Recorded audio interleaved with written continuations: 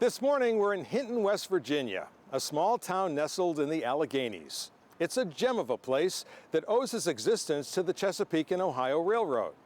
And to make it as successful as it is, has been both a steam effort and a team effort.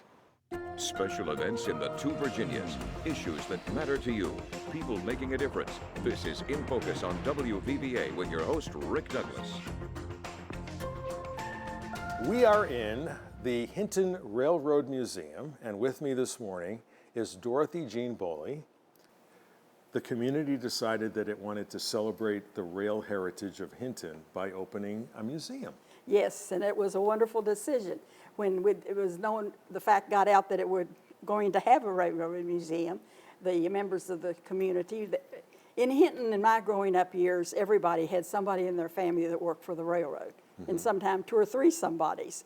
And so when they heard that we were going to have the museum, they went in their basements and attics for their accumulation of pictures and schedules and books and uniforms and all the tools maybe that they would carry home, you know, and brought them to us for display. So as they brought in things, the museum grew. And into this very day, sometimes people are cleaning out a house that a member has passed away, and they'll come across something and bring it to us.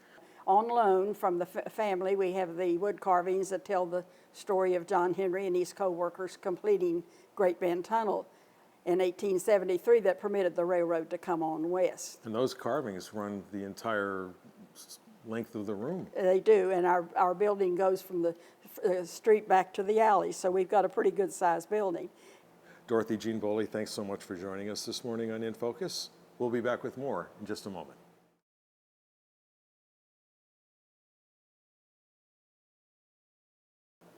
Joining me right now here in the Hinton Railroad Museum is Summers County Commissioner Jack David Woodrum. Thank you for joining us. Thank you for having me.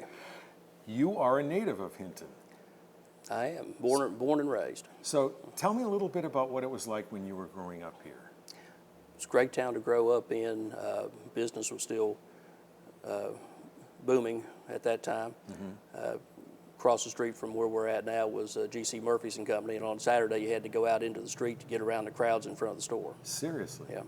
Now there's a building across the street that says Hub Clothing. Yeah, that was a big distributor here at the time. Yeah. And anything you could ever want was in Hinton. We have 3 rivers that come into the county. 2 of them run into Bluestone Lake, and then the Greenbrier runs into New River below the dam. So hunting, fishing, we have all those opportunities here. Boating. You know, the slogan, Wild, Wonderful West Virginia. I always sort of looked at Summers County as Mild, Wonderful West Virginia. It's very family-oriented. The whitewater's mostly class 2, 3, and there's a lot of flat water.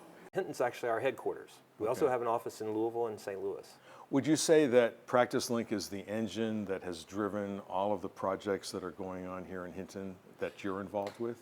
Well, I think Practice Link's been a very positive force in downtown Hinton and the Hinton Historic District. As Practice Link's grown, we've been able to invest more into the community. Right. And as a hometown kid here in Hinton, you know, a lot of the people that are a part of the Hinton community, we've known each other all of our lives. And it's been a great 15 years as we've seen things kind of evolve. We unveiled the Market on Courthouse Square, which was recently named one of the 101 most unique places to dine in West Virginia. That same year, we took ownership of the Ritz Theater, and we did a complete gut restoration of the Ritz Theater, which is now a 300-seat theater with digital cinema, digital sound. You know, with Hinton, I think we do have a opportunity here that is rare throughout the country. To take 16 square blocks of architecture from 1895 to 1929 and do something with it, that's hard to find. All right. Well, Ken Ullman, thank you very much for joining us on In Focus this morning. Thank you, sir. And thank you for watching. That'll do it for us this week. Join us again next Sunday morning.